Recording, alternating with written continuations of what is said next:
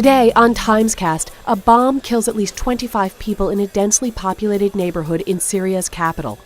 The U.S. economy adds 200,000 new jobs in December, raising hopes for an economic recovery. A bomb tore through a crowded neighborhood in Damascus today, killing at least 25 people and wounding 46 more. It seemed to underline a potentially new chapter in the Syrian uprising, which began in mid-March. The Syrian government blamed terrorists for the bombing, and it said the fingerprints of al-Qaeda were all over the attack.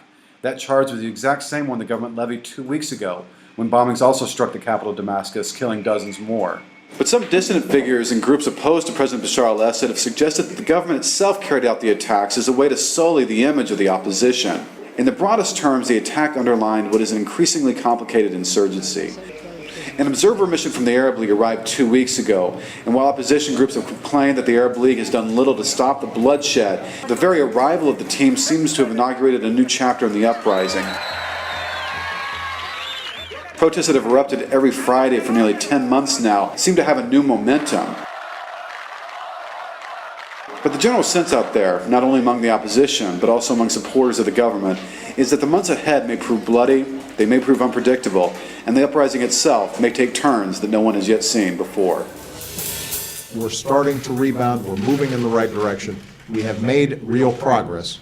Now's not the time to stop. The Labor Department announced on Friday that employers added 200,000 jobs in December. This was a final glass half full moment for the economy in that we have been watching jobs sort of bump along at a steady but uninspiring rate of between 100 and 150,000 jobs. And to finally see employers bumping up to 200,000 gave people more hope. Certainly in this political campaign season when all the candidates are pounding and pounding and pounding on the economy. I will go to work to get America back to work. This slightly changes the landscape. Bright spots have been manufacturing, and while that was tapering off a little bit in the fall, it seems to have come back in December, so that's a good sign. This is something that has come up on the campaign trail in Iowa. Rick Santorum talked a lot about manufacturing and even proposed that he would levy 0% corporate taxes on companies that bring back factories from overseas. And so when Republican purists say to me, well, why are you treating manufacturing different than retail?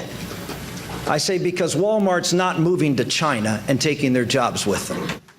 Whether that would create as many jobs as he thinks it would is up for questioning, given that a lot of the jobs that have been lost in manufacturing over the past decade have to do with automation rather than jobs going overseas. Despite the good news in December, this is inevitably going to be a big topic for the campaign trail. Unemployment is still at 8.5%. There's still more than 13 million people out of work. So there's still going to be a lot of talk of how we can spur the economy to grow and for employers to add more jobs.